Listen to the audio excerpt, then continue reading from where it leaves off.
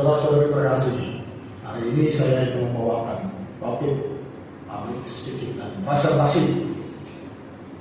Ingat, kita di masa kini wajib memiliki kemampuan untuk public speaking dan presentasi.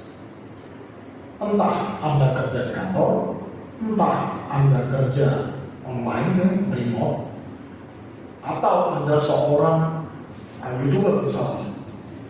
Lebih-lebih lagi, Anda harus memiliki kemampuan berbicara secara publik.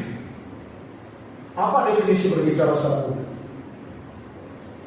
Definisinya adalah Anda mampu menyampaikan pendapat, ide, impian, apapun itu yang Anda keluarkan kepada pendengar Anda dan membawa mereka masuk ke dunia Anda. Oke? Mari kita mulai.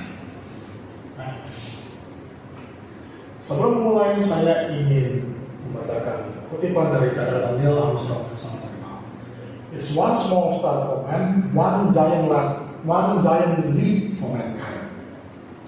Satu langkah kecilnya merupakan loncat raksasa bagi umat manusia. Saya mau definisi sedikit. Dari presentasi Anda yang baik, itu langkah kecil Anda, tapi bisa jadi lompatan besar bagi kehidupan Anda. Karena karir orang bisa berubah hanya dari satu presentasi sukses atau satu video yang viral. Kita tidak pernah tahu. Selalu ada pertama, oke? Langkah pertama, video pertama, kesempatan pertama, awal dari kesuksesan hidup Anda. Ingat itu, karena itu kemampuan Anda untuk berbicara secara publik, untuk mempresentasikan diri Anda, bisa menjadi modal yang terpenting dalam hidup Anda dan karir Anda. Next. Nomor 1, emosi. Anda harus bisa membawa pendengar Anda, audiens Anda larut ke dalam dunia Anda. Oke? Setiap pembicara publik yang baik mampu menyetir, mengaduk emosi dari pendengarnya. Anda bukan sekadar pembicara, Anda itu seperti seorang aktor teater di panggung. Dan inilah panggung Anda, ini panggung Anda. Pergunakan seluruhnya, oke? Kiri ke kanan, ya, maju, mundur, apapun yang Anda perlu lakukan. Oke, kalau perlu Anda ke tengah-tengah gitu kan untuk menghadapi audiens Anda. Bawakan materi Anda semaksimal mungkin. Inilah panggung Anda. Pergunakan sebaik mungkin. Dalam hal ini saya memakai setting presentasi di kantor, oke? Ruang meeting di mana layarnya besar dan bisa dilihat oleh pemirsa sampai yang paling ujung, peserta rapat yang paling ujung, paling jauh. Ingat selalu lokasi. Kalau Anda berbicara secara online mungkin tidak masalah. Dalam artian orang bisa di zoom kan, dekatin ke kamera, dan jelas. Dan sampai bisa, oh iya ini barangnya kalau kecil atau apa. Tapi kalau Anda live, sebisa mungkin hadir sebelumnya. Pastikan seluruhnya bisa terlihat oleh pemirsa Anda dan titik yang paling jauh sekalipun. Kalau di layar handphone, pastikan hurufnya cukup jelas, gambarnya cukup besar, sehingga pemirsa Anda bisa menangkap dengan baik. Nomor 1 ya, bawa pendengar Anda ke dalam dunia Anda. Ingat itu. Dunia Anda apa? Kalau Anda mau bicara soal sesuatu yang menarik, antusiasmenya harus bisa dicapai. Ya, Anda harus bisa antusiasme. Kalau Anda sedih, dulu saya begini, emosi Anda harus bisa dirasakan oleh pemirsa. Karena itu, kita masuk berikutnya. Next. 55% dari komunikasi Anda adalah bahasa tubuh. Karena itu postur, dress code, gaya rambut, sikap tubuh Anda vital. Kegagalan dalam memperbaiki bahasa tubuh bisa jadi akhir dari daya tarik Anda. Misal Anda bicara, terus baju Anda rapi, ya. Kalau baju gembel sudah selesai, tidak sesuai dengan dress code, Anda sudah gagal. Itu satu. Harus disesuaikan dengan keadaan. Formal, informal, semi formal, Anda harus sesuaikan. Anda di panggung, di kantor, atau di tempat umum lain, semua harus disesuaikan. Oke? Anda harus menguasai medan pertempuran Anda. Pastikan Anda memakai peralatan tepat. Makanya kenapa kalau Anda lihat tentara menyesuaikan peralatannya sesuai dengan misi. Anda juga demikian. Kalau Anda di tempat yang sangat panas misalnya gitu ya, tidak ada AC, di bawah matahari langsung, jangan pakai baju tebal misalnya gitu ya, kepanasan, capek dan sebagainya. Kan? Jadi Anda akan merusak stamina Anda sendiri, atau juga tidak sesuai, di mana semua formil atau tidak formil. Nah, ini juga sesuatu yang harus Anda perhatikan. Perhatikan dress code harus baik dan sesuai. Karena saya mensimulasikan kondisi kantor, saya memakai batik yang paling umum. Dalam artian begini, batik itu bisa dibawa formal, bisa dibawa semi formal. Anda bisa ke kondangan, Anda bisa ke tempat ibadah, cukup lepas, cukup bebas. Jadi tentangnya cukup luas. Plus ini budaya nasional yang harus kita banggakan.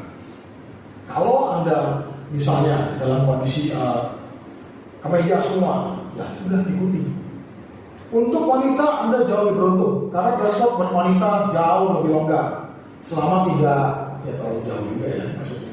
Jadi kalau meeting office, ya pakaian yang layak dan sopan gitu kan, jangan pakai pakaian buat ke pantai misalnya.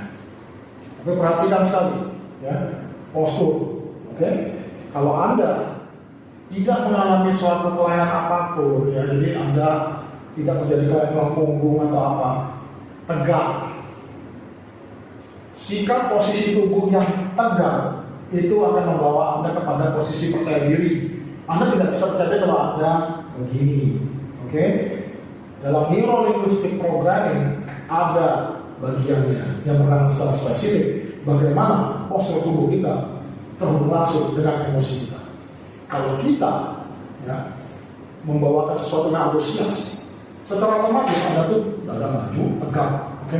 Karena Anda antusias. Anda nggak bisa, mama, lesu tertutup begini, terus antusias. Tidak akan mungkin. Ada suara Anda pun nggak bisa bersemangat. Anda harus begini, karena bila suara Anda nggak lurus kalau nggak gitu.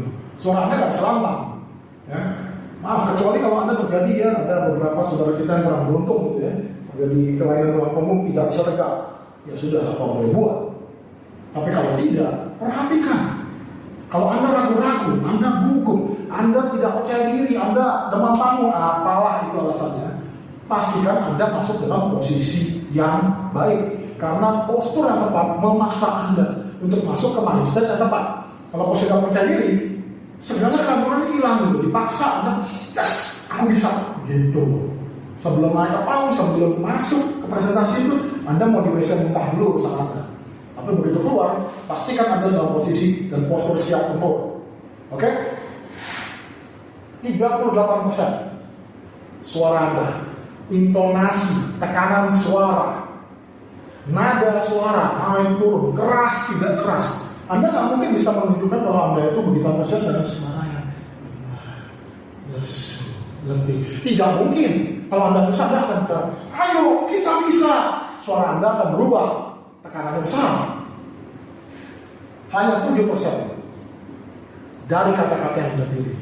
Dari 7% itu, usahakan kata-kata yang paling sederhana. Pastikan seluruh pendengar Anda memahami. Kalau Anda akan menggunakan kata-kata yang sangat teknis, pastikan Anda terangkan itu. Tidak semua pendengar Anda memahami. Ingat, bos Anda mungkin seorang MBA, tapi dia bukan seorang engineer, atau dia seorang engineer tapi bukan MBA. Oke? Kalau mereka paham teknis, biasanya mereka tidak paham bahasa bisnis. Kalau mereka orang bisnis, biasanya mereka tidak paham bahasa teknis. Pastikan kata-kata Anda cukup sederhana untuk dipahami semua pendengar Anda. Poin. Dari situ, padukan semua ini sebagai satu paket. Perhatikan saya di sini. Saya menghadap kepada Anda karena apa? Anda bintangnya. Pastikan Anda mengendalikan semua ruangan. Perhatian ketujuh pada Anda. Jangan sampai selain Anda terlalu menarik sampai mengalihkan perhatian audiens Anda ke layar daripada Anda. Ingat, public speaking ini termasuk menjual nilai-nilai Anda. Kalau Anda punya kemampuan, punya ide, pada akhirnya kan harus Anda yang diingat. Jangan sampai perhatian lari ke layar. Kecuali memang ada klip misalnya, klip pendek. Nah kalau kayak begitu, cerita. Mari kita tonton klip berikut misalnya. Tak, Anda keluar. Jadi seluruh perhatian tuju ke layar. Oke? Anda mengatur semuanya. You run the show. Oke? Anda atur, Anda pegang kendali. Dan pada saat saya di sini, posisi ini, saya bisa berbicara kepada audiens. Pada saat saya ingin mereka fokus kepada layar, saya bisa begini. Perhatikan, saya membumi-bumi sehingga fokus beralih kepada layar, bukan kepada saya. Sebaliknya kalau Anda ingin terus-menerus fokusnya itu selalu ada pada diri Anda, atau Anda beralih dengan cepat antara Anda dengan materi, mungkin Anda perlu pindah posisi. Manfaatkan seluruh panggung Anda ini. Oke? Ingat, kalau begini Anda bisa bicara bahasa, non-verbal communication. Nah, bolak-balik, perhatikan. Perhatikan juga satu hal yang sering kali lolos. Banyak orang berbicara di depan, pegang laser pointer atau whiteboard marker, apapun itu, tanpa sadar. Karena mungkin mereka agak gugup atau apa ya. Mereka mungkin begini, atau putar-putar, atau apapun itu. Ini sikap kecil yang mengganggu. Karena perhatian dari pemirsa Anda, audiens Anda beralih gitu, distraction. Oke, teralihkan dari fokus presentasi Anda ke sikap-sikap yang tidak pada tempatnya. Kalau memang Anda nggak paham gitu ya, sudah keterlaluan banget gitu, nggak paham banget kalau tidak bergerak sesuatu, ada baiknya mungkin Anda di belakang, jujur. Paling nggak posturan sebentar, tangan di belakang masa Anda tegak juga, tidak ada pada diri kan. Tegangan Anda akan berturun, ketegangan Anda menurun, dan percaya diri Anda naik. Ambillah posisi sikap sempurna. Kalau peraturan baris-baris yang saya SD dulu ya. Nah, Anda bisa bicara kesultanan misalnya. Kalau Anda mau membuat lebih banyak dampak yang lebih berpengaruh, ya Anda gunakan dua tangan.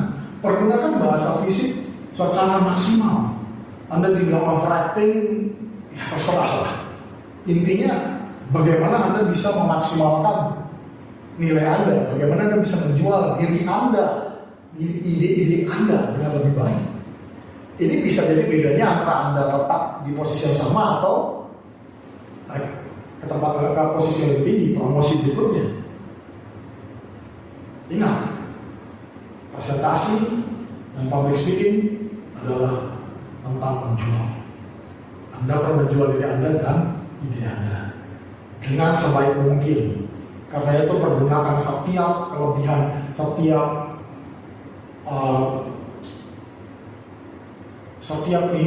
advantage yang Anda miliki, pergunakan semaksimal mungkin. Apapun yang Anda miliki, maksimalkan. Saya sangat menganjurkan Anda melakukan latihan terlebih dahulu. Cari mentor. Mentor idealnya seorang yang punya pengalaman, sukses sebagai public speaker, atau orang yang sering memberikan pembicaraan di depan umum dengan baik. Kalau tidak, orang yang jujur, yang bisa melihat Anda kurang bagus ya, begini ya, kenapa nggak begini? Jadi bisa memberikan Anda masukan, nggak cuma sekedar supporter positif. Kadang-kadang orang-orang yang sangat sayang pada kita itu nggak tega dengan mengkritik kita, akan bicara, oh iya ini udah bagus, udah gini, oh, kamu bisa, belum tentu. Kayak tadi, mungkin Anda bicara dengan penuh antusiasme, tapi Anda muter-muter, Anda main-main spidol gitu. Itu hal kecil, tapi mengurangi poin Anda di mata audiens. Pemirsa Anda, pendengar Anda harus mendapatkan hasil maksimal dari usaha Anda. Jangan sampai Anda keluar usaha 100 berkurang 2 poin karena Anda main-main secara tidak sadar. Hilangkan. Kalau ini laser pointer yang memang harus dipakai, setelah selesai kantongin kalau perlu, masukkan 1, lanjut. Kecuali memang harus digunakan terus ya, baik. Tapi jangan menjadikan sesuatu yang distraction. Pastikan audiens fokus. Next. Materi presentasi. Dalam hal ini, materi presentasi ini juga saya sesuaikan untuk ukuran ruangan.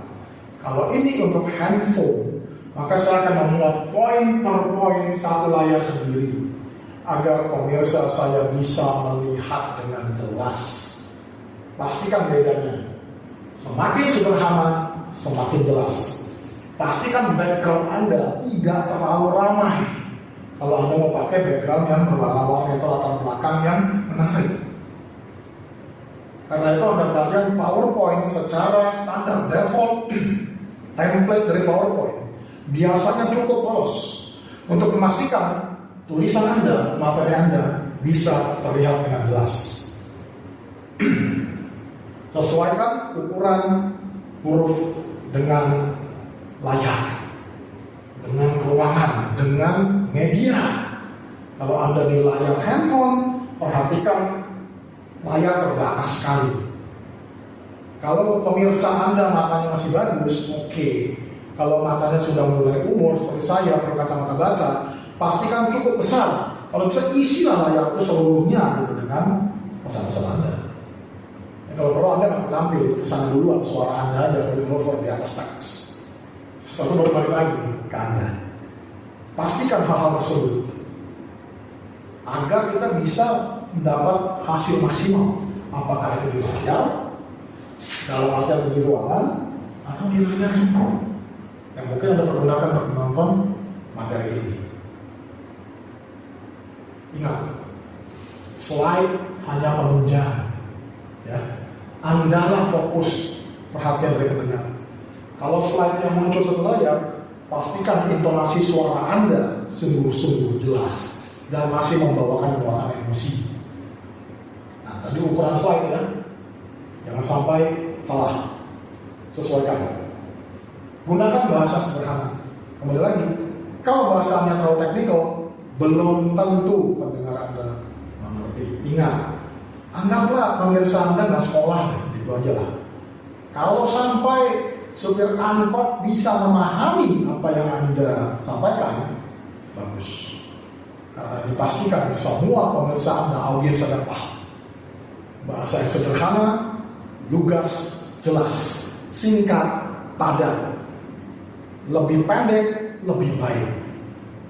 Karena semakin panjang, orang semakin tidak fokus. Make it clean and clear. Pesan terakhir saya. Ya.